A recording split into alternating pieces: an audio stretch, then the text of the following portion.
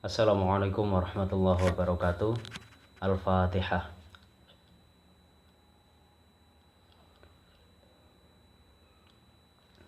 Kali ini kita akan membahas tentang sistem reproduksi perempuan ya. Untuk organnya kemarin sudah yang anatominya. Sekarang kita akan melanjutkan ke siklus menstruasi. Jadi ini ilmu yang penting khususnya untuk putri. Kenapa penting? Karena putri yang mengalami menstruasi normalnya setiap bulan. Sementara bagi laki-laki ini juga sangat penting. Kenapa? Karena dalam kaidah fikih, jadi laki-laki itu juga wajib memahami tentang haid, tentang istihadah, tentang nifas. Itu laki-laki juga wajib mengetahui. Jadi hukumnya kalau dalam kitab-kitab fikih itu ya, wanita yang memang diwajibkan mengetahui haid, istihadah dan nifas. Tapi kalau perempuan tidak tahu, maka nanti laki-laki sebagai suaminya itu menjadi punya kewajiban untuk mengajarkan istrinya tentang menstruasi ini gitu. Terutama nanti tata cara bersuci gitu, terkait beribadahnya terutama ya. Kalau istri nggak bisa, suami juga nggak bisa, nanti kayak gimana? Berarti nanti suami harus mengizinkan istri untuk menuntut ilmu tentang haid, istihadah dan nifas itu juga. Kalau nanti suaminya nggak mengizinkan gimana? Berarti suaminya wajib mempelajari tentang ilmu ini. Setelah mempelajari baru nanti mengajarkan kepada istrinya gitu. Jadi baik laki-laki maupun perempuan itu wajib memahami tentang menstruasi. Tapi yang wajib dipahami sekali lagi itu kaitannya tentang ilmu fikihnya ya. Jadi tata cara bersucinya, kemudian status wanitanya, apa yang boleh dilakukan dan tidak boleh dilakukan selama menstruasi. Kali ini kita nggak akan banyak membahas ke fikihnya, tapi akan kita bahas ke kajian biologisnya. Kenapa menstruasi bisa terjadi? Kemudian apa saja yang terjadi selama menstruasi gitu. Faktor-faktor yang mempengaruhinya apa, nanti dampaknya juga apa. Itu yang akan kita bahas. Jadi ini kajian biologisnya, insya Allah nanti ini juga menunjang untuk ke ilmu fikihnya supaya lebih paham ya. Langsung aja kita mulai. Jadi untuk siklus menstruasi, di sini udah saya sediakan gambar ya. Sini ada gambar orangnya, kemudian di sini ini bagian yang ada di otak kita. Jadi di otak kita, ingat bagian tengah itu ada yang namanya talamus. Di bawahnya talamus itu adalah bagian sini yang saya beri nama HT, hipotalamus. Di bawahnya hipotalamus kemudian ada seperti dua, apa ini istilahnya, ada yang gandol gitu ya, dua di bawah hipotalamus ini yang namanya kelenjar hipofisis atau pituitari. Pituitari itu ada dua, sini saya beri nama P sama A. Pituitari yang posterior dengan pituitari yang anterior. Ini waktu sistem koordinasi kemarin sudah kita bahas ya, hormon-hormon yang dihasilkan oleh posterior maupun yang anterior. Jadi di sini awal mulanya menstruasi itu bermula dari hormon yang ada di sini gitu. Jadi nanti ada 5 hormon yang terlibat. 5 hormon yang terlibat, 3 hormon ada dari bagian atas, dari hipotalamus dan dari pituitari, kemudian 2 hormon lagi nanti dari ovarium ya. Jadi ini dari bagian kepala, saya perbesar bagian kepala, kemudian ini di bagian organ reproduksi wanitanya dari uterus, kemudian ovarium saya perbesar di sebelah sini. Cuma saya gambar separuhnya. Kita mulai aja. Jadi langsung untuk siklus menstruasi ada beberapa bagian ya. Tadi saya katakan ada 5 hormon yang terlibat. 5 hormon yang terlibat, 3 di sini dan 2 nanti ada di sini. Jadi kita perlu mengetahui grafiknya. Jadi nanti ketika hormon itu naik turun bisa kita lihat apa yang terjadi pada reproduksi wanita. Yang pertama, ini saya buat grafik tentang 2 hormon yang ada di pituitari. Ini hormon kadar gonadotropin, namanya hormon gonadotropin.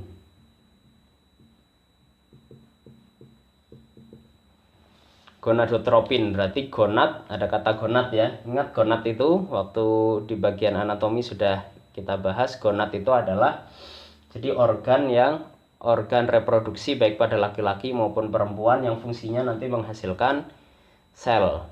Bisa itu sel sperma, bisa juga sel ovum. Berarti yang disebut gonad ini kalau pada laki-laki adalah testis, kalau pada perempuan ovarium. Hormon gonadotropin yang kita bahas di sini ada dua, LH dan FSH. Ya, gonad. Kemudian di sini ada kata tropin, gonadotropin. Gonad tadi ini testis dan ovarium, sementara tropin, kalau hormon yang ada namanya tropin berarti hormon ini hanya bekerja sebagai perangsang. Hormon ini tidak bekerja secara langsung mempengaruhi sel tubuh, tapi dia merangsang sel-sel tertentu untuk menghasilkan hormon yang lain. Gitu. Dalam hal ini tropinnya LH dan FSH mempengaruhi apa? Kadar hormon yang kedua nanti. Nanti akan ada grafik yang kedua di sini tentang hormon ovarium ya, karena kita bahas menstruasi. Jadi di sini hormon ovarium. Kalau pada laki-laki berarti testis. LH dan FSH pada laki-laki mempengaruhi testis supaya menghasilkan sel sperma yang matang. Gitu ya. Tapi kalau pada perempuan beda gitu. Dan laki-laki tidak terjadi menstruasi. Jadi ini hanya saya tulis hormon ovarium karena kita fokus di perempuan sekarang. Miring. Kemudian apalagi? Yang penting ini hormon ovarium. Kemudian ada grafik lagi. Ini tentang yang terjadi di ovarium, siklus ovariumnya. Fokusnya yang terjadi di dalam sini nanti ya. Jadi pengaruhnya peningkatan dan penurunan hormon ini, baik yang gonadotropin maupun hormon langsungnya, hormon yang ada di ovarium, nanti akan mempengaruhi sesuatu di ovarium di sini. Kemudian nanti ada satu grafik lagi di bawah, kelihatan ya, satu grafik yang ada di bawah ini nanti tentang yang terjadi di rahim. Karena kalau kita bahas ovarium ini kan nanti terkait sel telur. Sel telur itu nanti akan setelah dibuahi akan ditanam di dalam rahim. Jadi bagian rahimnya nanti juga perlu kita bahas. Ini di bagian uterus atau rahim. Khususnya uterus bagian mana? Dinding uterusnya atau yang kita sebut endometrium.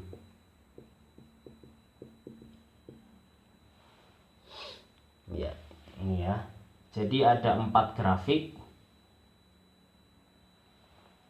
Ini nanti saling berhubungan. Kita bahas semuanya saling berhubungan ya. Jadi kita bahas menjadi satu. Nanti bisa kita lihat polanya. Gitu. Jadi di sini ada sumbu X dengan sumbu Y ya. Di sumbu Y-nya ini nanti menunjukkan kadarnya. Jadi kalau hormonnya ke sini berarti hormonnya meningkat. Kalau hormonnya ada di bawah berarti hormonnya berkurang gitu. Ini menunjukkan banyak sedikitnya jumlah hormon untuk dua gambar ini ya. Kemudian yang ke kanan ini nanti akan menunjukkan waktunya masa. Jadi siklus menstruasi itu kan pasti ada polanya beberapa hari gitu, berbeda-beda tiap wanita. Jadi di sini menunjukkan waktu, di sini menunjukkan konsentrasi. Untuk dua yang ini ya, yang ini nanti cuma menyesuaikan. Pertama, jadi perempuan itu sebelum menstruasi yang pertama dihasilkan adalah di hipotalamus. Ada hormon yang namanya GnRH. GnRH ini gonadotropin. GnRH ini gonadotropin tapi dia gonadotropin juga tapi bukan LH FSH ya. Ini yang mempengaruhi supaya LH dan FSH-nya disekresikan. Jadi pertama hipotalamus menghasilkan GnRH, gonadotropin releasing hormon. Jadi ini hormon yang merangsang supaya hormon gonadotropin dirilis, dikeluarkan. Gonadotropin releasing hormon. HT akhirnya HT kemana? Posterior atau anterior? Ke yang anterior ya. Ya, ke hormon yang anterior. Gonadotropin dikeluarkan, GnRH ini nanti akan mempengaruhi pituitari yang bagian anterior. Kalau yang posterior nanti ada hormon-hormon lain. Kalau LH dan FSH ini cuma di anterior. Akhirnya gonadotropin apabila GnRH ini tinggi, nanti hormon gonadotropinnya akan dihasilkan. Jadi di sini nanti akan mengeluarkan LH, juga mengeluarkan FSH. Jadi di bagian sini ya, di bagian di bawah otak nanti akan mengeluarkan LH dan FSH dari bagian pituitari. Selanjutnya LH dan FSH seperti sistem kerja hormon yang sudah kita pelajari nanti akan menyebar mengikuti aliran darah. Jadi LH dan FSH ini nanti akan mengalir di seluruh tubuh gitu ya, bersama aliran darah. Tapi tujuan utamanya karena ini gonadotropin, berarti tujuan utamanya adalah gonad. Gonad itu tadi ada di ovarium. Berarti nanti LH dan FSH akan ke sini, ke organ reproduksi wanitanya. Nah, semakin banyak LH dan FSH nanti dia akan mempengaruhi yang terjadi pada ovarium. Jadi pertama karena gonadotropinnya dihasilkan, berarti nanti di sini kadarnya sudah agak naik ya. Kalau di sini kan 0, ini agak naik. Berarti nanti ada LH dan FSH. Yang atas ini saya tulis LH dan FSH. Ada dua hormon ini ya, LH dan FSH. LH dan FSH. LH itu singkatan dari luteinizing hormone. Kalau FSH ini singkatan dari follicle stimulating hormone. Jadi hormon yang mempengaruhi stimulasi folikel. Folikel itu ada di mana? Di dalam ovarium. Jadi pertama karena LH dan FSH ini disekresikan dari pituitari ya, karena adanya GnRH tadi.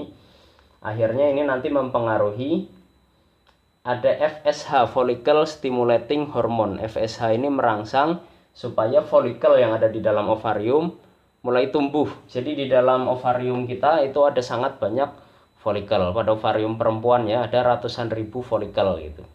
Satu folikel itu berisi satu sel ovum. Jadi ketika folikel dimatangkan tujuannya adalah untuk menghasilkan ovum atau sel telur supaya bisa dibuahi. Jadi dengan adanya FSH, follicle stimulating hormone, nanti ovarium akan merilis akan dirangsang salah satu folikelnya. Dari ratusan ribu tadi ada satu folikel yang membesar.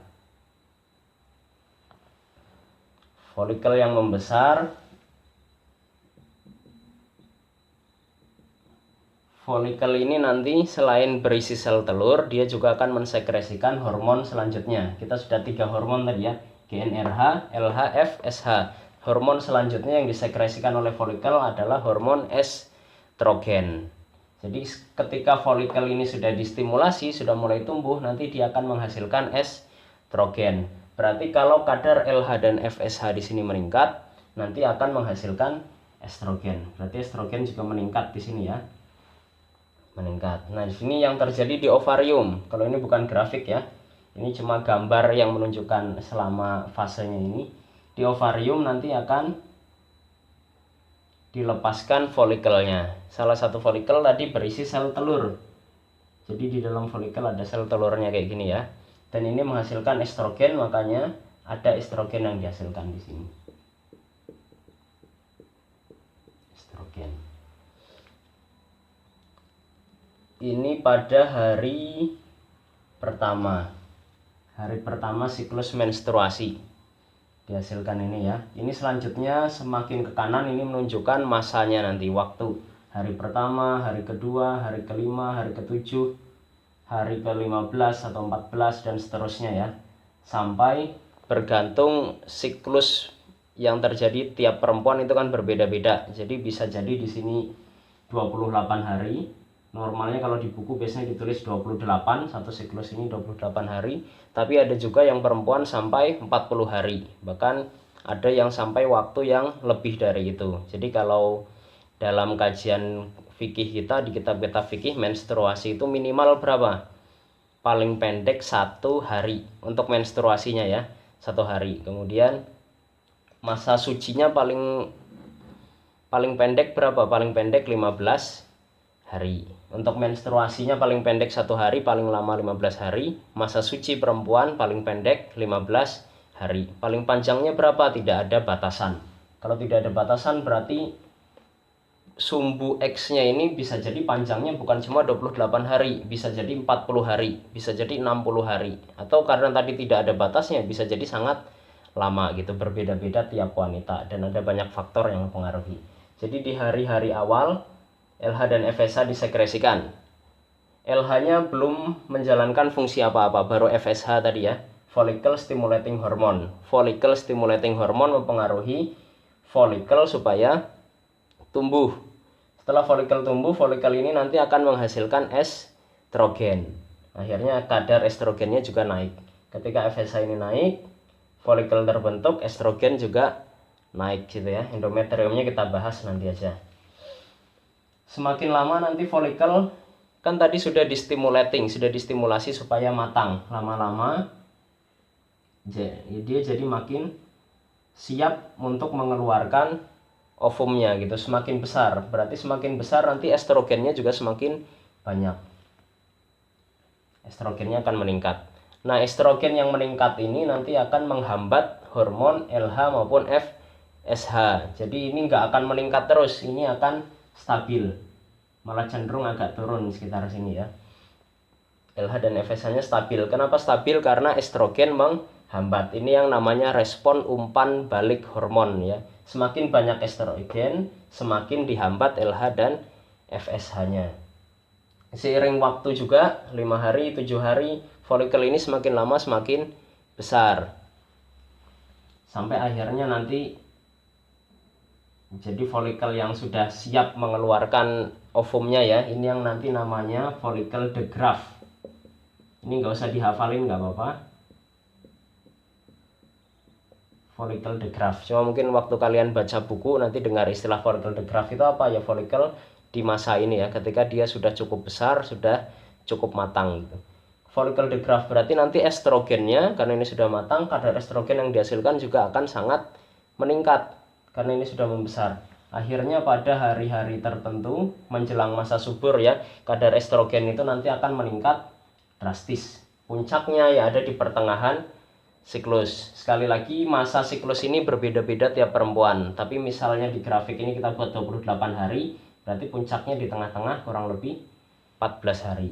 Selama 14 hari estrogen nanti akan mencapai titik puncak sangat tinggi. Tadi estrogen dia menghambat LH dan FSH ya. Tapi dalam konsentrasi yang sangat tinggi ini justru kebalikannya. Kalau estrogen dalam kadar rendah ini umpannya negatif ke sini. Dalam konsentrasi yang sangat tinggi, estrogen ini umpannya justru positif, umpan balik.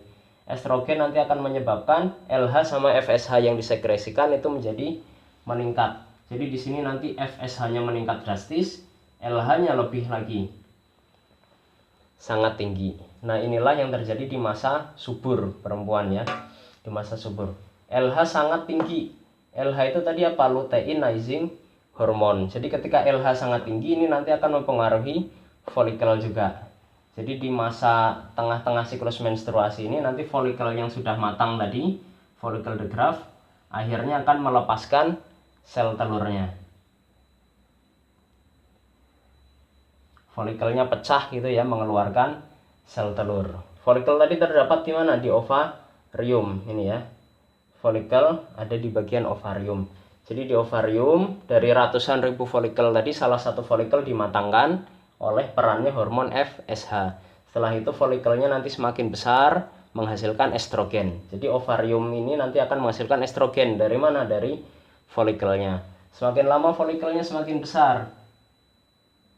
Semakin besar, kemudian karena semakin besar estrogennya meningkat. Karena estrogen meningkat, LH dan FSH juga meningkat. Kadar LH yang sangat tinggi ini nanti mempengaruhi follicle supaya mengeluarkan ovumnya. Akhirnya nanti ovum akan dikeluarkan oleh ovarium. Di sekitar sini disekresikannya ya, di sekitar ovarium. Setelah itu di sini ada apa? Tuba Fallopi atau oviduct ya. Di dalam oviduct ini banyak silianya, termasuk di luar sini itu nanti membentuk aliran. Arah aliran. Aliran ini yang menyebabkan ovum nanti akan masuk ke sini. Kemudian jalan sepanjang tuba Fallopi atau oviduct. Jadi di sini sambil berkembang ya. Ingat waktu itu ada oosit primer, oosit sekunder. Jadi dirilis ini masih dalam tahap oosit sekunder, belum jadi ovum. Oosit sekunder nanti akan berjalan di oviduct sini. Selama perjalanannya ini dia akan mematangkan diri. Oosit sekunder nanti jadi ootit, kemudian jadi ovum. jalan terus panjang oviduct sini ya. Nah setelah sampai sekitar sini, nanti apabila dia dibuahi ada sperma yang datang, fertilisasi atau pembuahan itu terjadinya kurang lebih di sekitar sini. Pembuahan, jadi nanti dia ada waktu untuk berkembang. Kalau sel ovum sudah bertemu dengan sperma, nanti kan akan berkembang menjadi zigot. Jadi dari 2 sel tadi ya, ada ovum dan sperma, kemudian bergabung jadi satu, jadi zigot, 1 sel. 1 sel nanti akan membelah menjadi 2 sel. 2 sel membelah jadi 4 sel. 4 sel membelah jadi 8, jadi 16, jadi 32 dan seterusnya. Nah pembelahan itu tadi nanti dipersiapkan di sepanjang perjalanannya di tuba falopi sampai nanti akhirnya nempel di endometrium. Jadi tujuan akhirnya nempel di sini ya.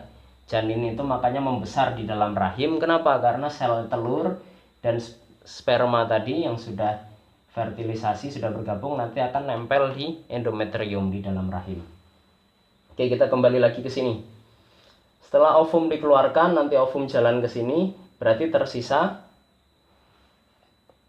bungkusnya aja, tersisa folikelnya. Nah folikel yang tersisa ini nanti yang akan berkembang lagi menjadi sesuatu yang disebut corpus luteum.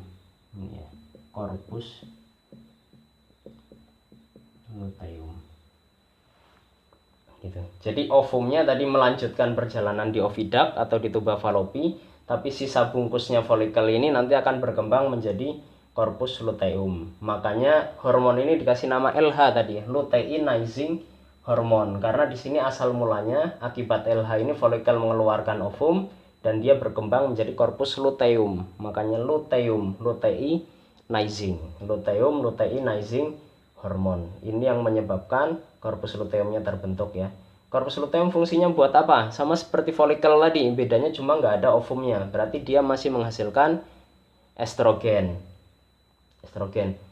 Tapi sebelum menghasilkan estrogen ini kan ada masanya dulu ya di antara ini. Jadi setelah ovulasi itu pengeluaran sel ovum, estrogennya akan menurun. Setelah menurun, FSH juga akan menurun karena estrogennya juga turun ya. LH-nya juga turun. Terjadi ovulasi. Setelah ovulasi, ovumnya tadi melanjutkan perjalanan, tersisa bungkusnya menjadi corpus luteum. Corpus luteum ini menghasilkan estrogen. Karena menghasilkan estrogen berarti nanti estrogennya akan naik lagi. Sampai suatu saat turun lagi. Kenapa turun? Karena dia corpus luteum ini lama-lama kelamaan akan mengecil sampai nanti lisis atau rusak ya.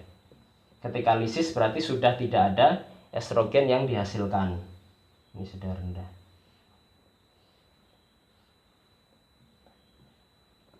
Estrogennya sudah habis.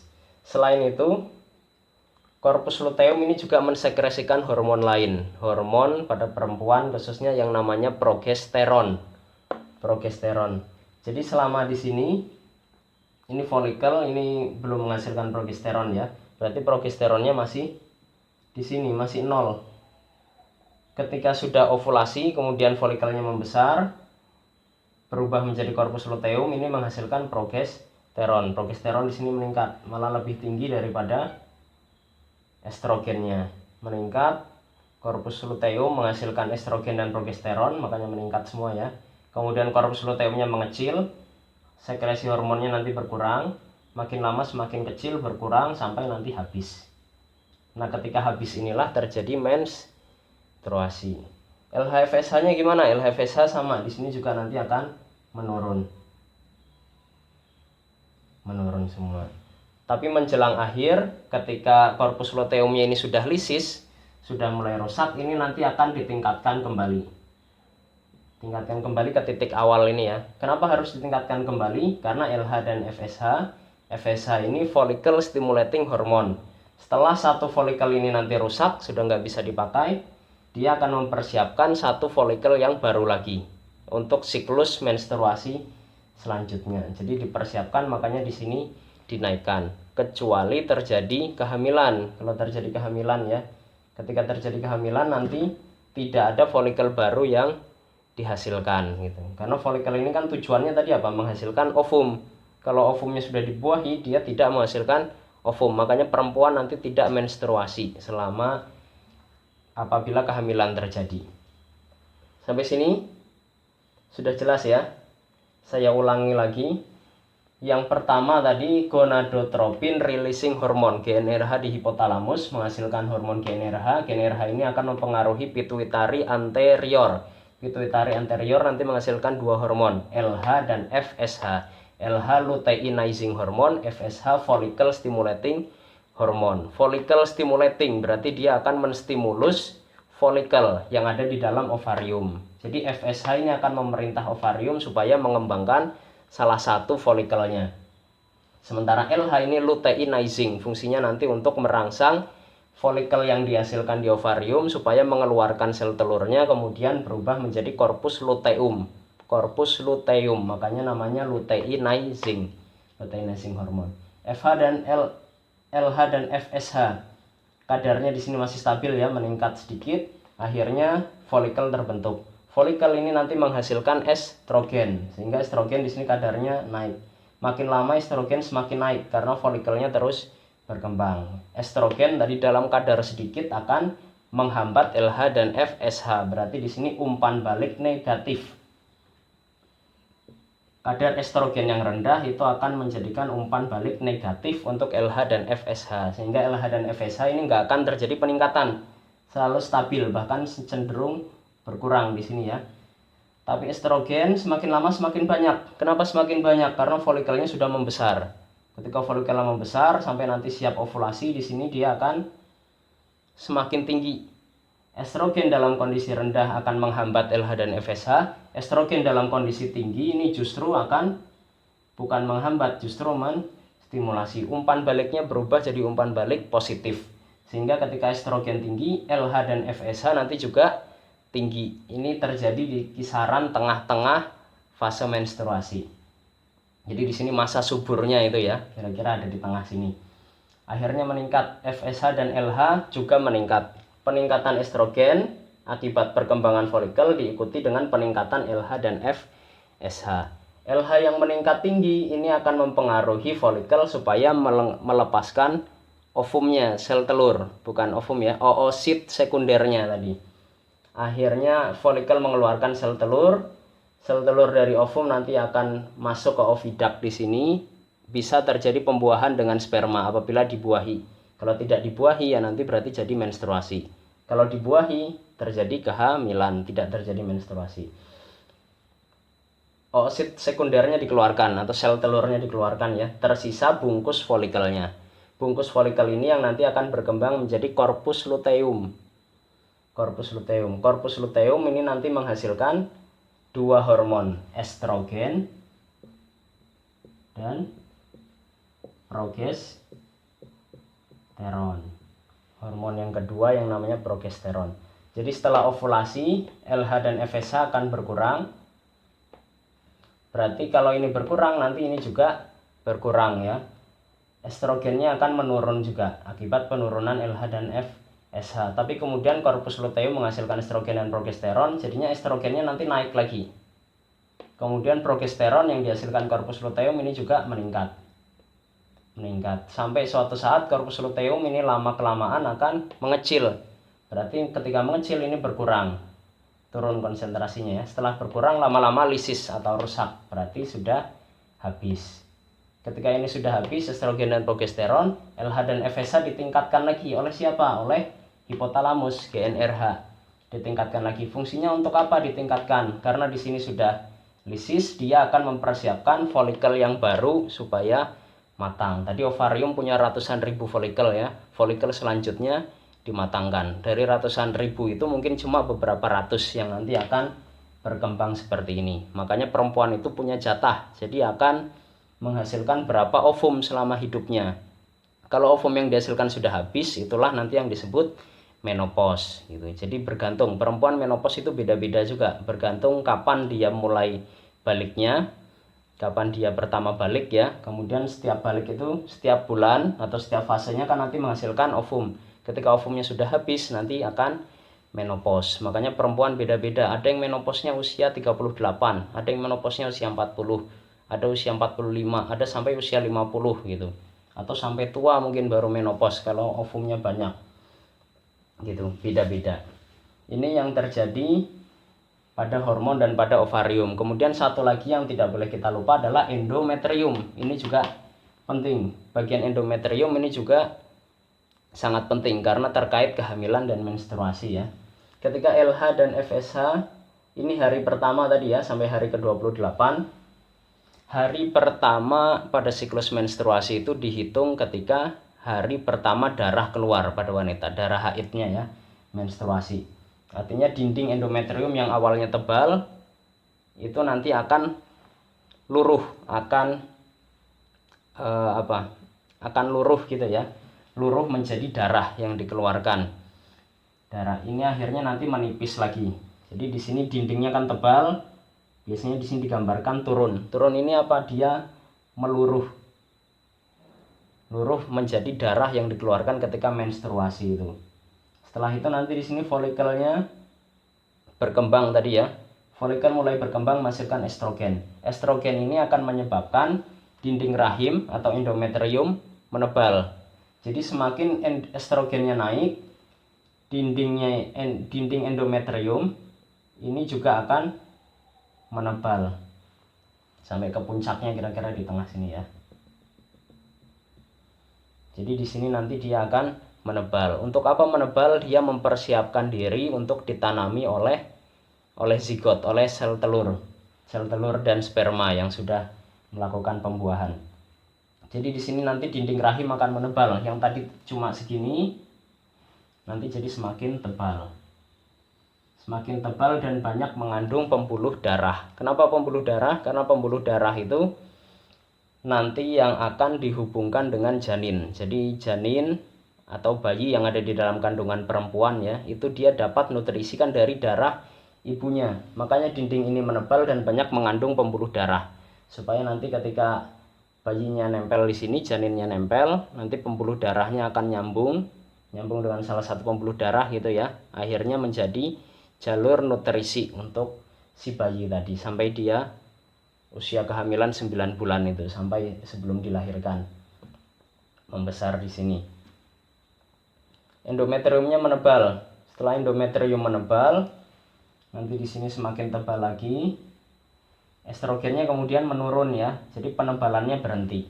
Selanjutnya yang mempertahankan supaya dindingnya tetap tebal siapa? Adalah progesteron. Hormon yang kedua tadi, progesteron ini juga jadi dia berfungsi mempertahankan dinding endometrium supaya tetap tebal. Jadi dipertahankan ketebalannya.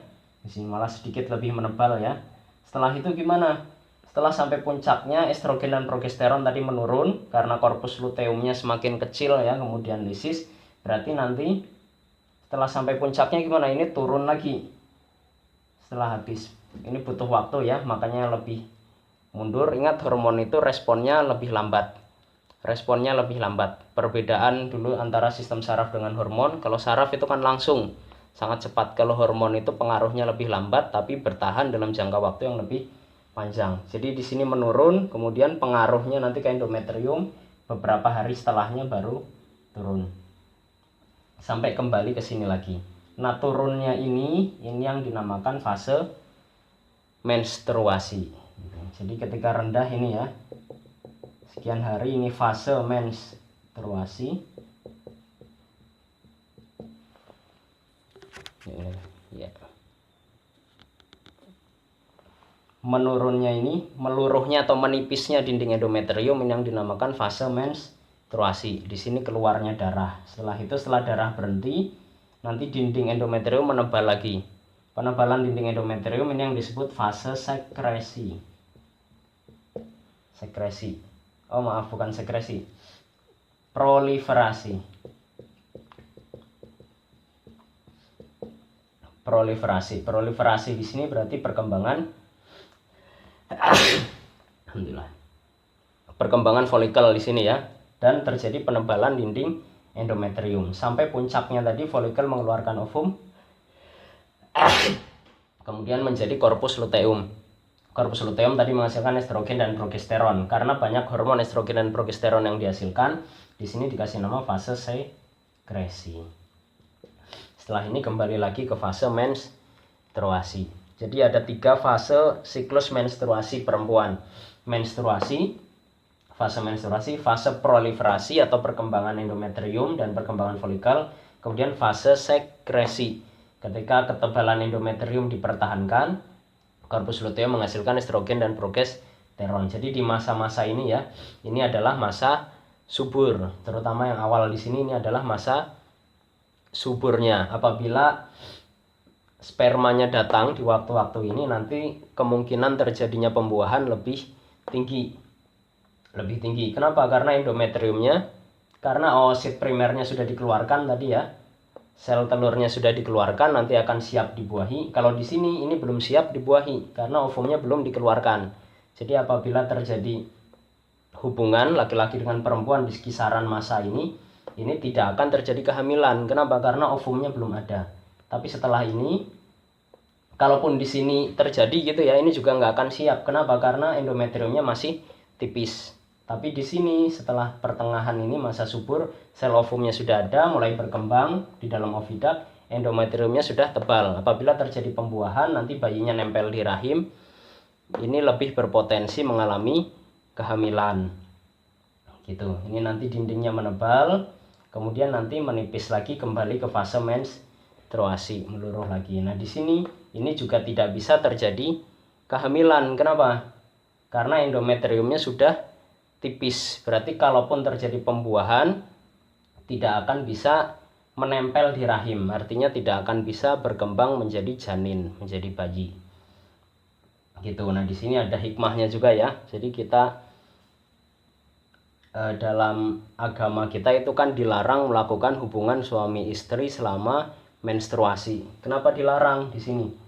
Menstruasi itu apa? Jadi endometriumnya sedang meluruh dari dinding yang tebal tadi, kemudian terkikis gitu ya, pembuluh darah yang banyak tadi meluruh, akhirnya darahnya banyak yang dikeluarkan. Jadi di kondisi ini, fase menstruasi ini, perempuan itu sangat rawan gitu, karena makanya terasa sakit karena di sini luka gitu ya, darahnya yang dihasilkan banyak, kemudian sangat sakit. Apabila terjadi hubungan dengan laki-laki di masa-masa itu, ini rawan terjadi infeksi pada perempuan gitu. Infeksi nanti bisa masuk ke rahimnya gitu, karena di sini sedang luka gitu ya, lebih rawan terkena infeksi dan berbagai penyakit. Bagi laki-lakinya juga kayak gitu, karena di sini dihasilkan darah sisa menstruasi tadi ya, nanti bisa jadi daerah organ reproduksi laki-lakinya juga mengalami penyakit gitu karena sedang kotor. Makanya benar disampaikan di dalam surah Al-Baqarah itu, yas'alunaka 'anil mahid qul huwa adzan fa'tazilun nisaa fil mahid wala taqrabuhunna hatta yathurun. Jadi jangan mendekati wanita pada fase menstruasi hatta yathurun, sampai dia di masa suci. Masa suci itu berarti masa proliferasi sampai akhir sekresi. Fa idza tatahharna fa'tuhunna min haitsu amarakumullah. Jadi kalau sudah suci baru boleh melakukan hubungan suami istri. Karena di fase-fase ini tadi yang memungkinkan terjadinya kehamilan gitu ya. Dari sini khususnya fase sekresi ini memungkinkan terjadinya kehamilan gitu. Jadi kenapa hikmahnya yang pertama tadi ya, supaya kita terhindar dari penyakit, supaya tidak melakukan hubungan ketika menstruasi. Kemudian kenapa ketika setelah suci baru boleh dilakukan hubungan? Karena tujuannya dalam Islam, tujuan utama melakukan pernikahan itu ya, selain untuk menghindari nafsu, menghindari dosa, mengurangi nafsu syahwat gitu, tujuan utama selanjutnya adalah melanjutkan keturunan itu. Kalau malah dalam kajian filsafat, jadi makhluk hidup itu tujuan utamanya sebetulnya untuk reproduksi gitu. Itu kalau kaji beberapa pendapat filsuf gitu ya. Tapi kalau dalam Islam ya tidak seperti itu. Tentu manusia dilahirkan tujuannya bukan untuk reproduksi, tapi reproduksi ini menjadi sangat penting karena Nabi juga menyuruh kita supaya punya banyak keturunan. Untuk apa banyak keturunan? Karena setiap nabi itu nanti akan berbangga-banggaan jumlah umatnya gitu. Jadi semakin banyak umat Nabi Muhammad itu semakin bangga. Jadi kita disunahkan punya anak banyak gitu ya. Makanya berhubungan itu faida tatoharna tadi, pada masa suci baru diperkenankan melakukan hubungan suami istri gitu. Tapi walaupun kita disunahkan memiliki anak banyak, kita harus bijak juga. Sekarang ini dunia mengalami permasalahan yang namanya overpopulation. Jadi manusia jumlah populasinya sudah sangat banyak gitu. Sekarang ini kurang lebih 7 miliar kalau nggak salah, 7 miliar manusia di seluruh bumi ya. Nanti akan meningkat lagi, 2045 itu diperkirakan kalau nggak salah bisa sampai 11 miliar kalau populasinya nggak dikontrol. Nah, kalau populasi ini sangat tinggi, nanti pasti pengaruh dengan sumber daya alam yang cukup, ketersediaan pangan. Makanannya gimana? Populasinya banyak, kalau makanannya sedikit, otomatis nanti akan terjadi kelaparan di mana-mana. Nah, ini yang nggak kita inginkan. Jadi sebaiknya walaupun kita disunahkan memiliki keturunan banyak, tapi harus bijak juga. Boleh nanti mengikuti KB gitu, 2 anak cukup gitu ya mengikuti KB gitu, atau ya lebih dari 2 juga nggak apa-apa, tapi pastikan nanti keturunan yang dihasilkan adalah keturunan yang berkualitas gitu. Jadi kalau orang tuanya ragu nanti anaknya bisa menjadi anak yang baik atau enggak, lebih baik jangan banyak-banyak keturunan gitu. Tapi kalau kiai kemudian ada jatuh, kalau orang-orang yang jelas baiknya gitu ya, kiai atau siapa yang jelas, silahkan nanti punya anak banyak gitu, supaya populasi ini meningkat. Tapi yang meningkat bukan cuma jumlahnya, bukan cuma kuantitasnya, tapi juga kualitasnya. Itu dulu untuk siklus menstruasi.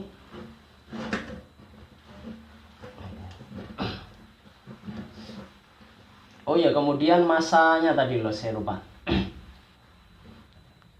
Untuk masa tadi ya 1 sampai 28 hari itu kan tadi relatif. Jadi berbeda-beda tiap wanita. Intinya kita ngikut kajian fikih, kalau menurut Imam Syafi'i menstruasi itu paling pendeknya berapa tadi? 1 hari. 1 hari itu kalau darahnya keluar terus-menerus. Jadi misal hari ini jam 12 malam, keluar 24 jam, 1 hari 1 malam, darahnya keluar terus. Setelah itu nanti berhenti. Berarti fase menstruasinya cuma 1 hari. Setelah itu ada maksimalnya tadi ya, minimal 1 hari, maksimalnya 15 hari. Kalau perempuan darahnya keluar kemudian berhenti, keluar lagi berhenti, atau keluar terus tapi sedikit-sedikit gitu, itu nanti umumnya 15 hari. Jadi menstruasi terpanjang atau haid terpanjang itu 15 hari. Haid atau menstruasi ya, minimal berapa? 1 hari 1 malam. 1 hari 1 malam, maksimalnya 15 hari 15 malam, haid terpanjang. Setelah ini berarti di luar haid adalah masa suci, atau ini fase menstruasi tadi ya. Ini fase proliferasi dan fase sekresi. Minimalnya berapa? 15 hari 15 malam. Maksimalnya tidak ada batasan. Tidak ada batasan maksimalnya masa suci itu berapa gitu. Jadi tiap wanita berbeda-beda, silahkan nanti dihubungkan dengan diri kalian sendiri ya. Biasanya normalnya berapa, tapi seharusnya selalu sama. Misalnya 30 hari fase menstruasinya, dari satu siklus ke siklus selanjutnya itu jaraknya 30 hari. Artinya bulan-bulan selanjutnya sebaiknya juga selalu 30 hari gitu. Normalnya kayak gitu, selalu stabil.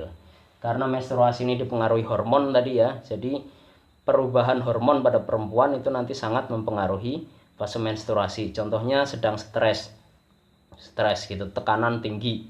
Kalau perempuan mengalami tekanan tinggi nanti bisa mempengaruhi siklus menstruasinya. Awalnya normalnya 30 hari, nanti bisa jadi lebih lama, jadi 40 hari gitu. Atau bisa jadi lebih cepat juga kalau hormonnya naik turun tidak stabil gitu. Jadi tadi yang kita bahas itu kan normalnya, tapi di luar itu bisa jadi tidak normal karena banyak faktor gitu. Contohnya faktor paling utama itu adalah stres gitu. Jadi kalau tertekan atau ya dalam banyak masalah gitu ya, dalam tekanan, nanti akan mempengaruhi lamanya fase menstruasi itu. Selain itu juga nanti makanan juga mempengaruhi gitu ya. Tapi yang paling utama tadi ya pikiran gitu, kondisi kejiwaannya. Makanya baik perempuan maupun laki-laki itu perlu selalu menjaga ini supaya pikirannya selalu stabil gitu, selalu stabil. Terutama nanti laki-laki ketika istri mengalami kehamilan gitu, hormonnya harus dipastikan selalu stabil. Jangan sampai istri hamil kemudian stres gitu. Ya yang perempuan juga gitu, harus sebisa mungkin menjaga pikiran supaya hormonnya stabil gitu. Jadi baik laki-laki maupun perempuan harus selalu saling menjaga gitu ya, saling memahami supaya tidak terjadi yang tidak diinginkan gitu, supaya enggak stres. Tapi itu setelah menikah pastinya ya, jangan digunakan sebelum menikah. Jadi ilmu yang tadi saya ajarkan, masa subur, masa tidak subur, ini digunakan setelah menikah. Kalau sebelum menikah haram untuk diterapkan gitu. Boleh diajarkan tapi jangan diterapkan dulu karena belum waktunya. Terima kasih. Saya akhiri. Assalamualaikum warahmatullahi wabarakatuh.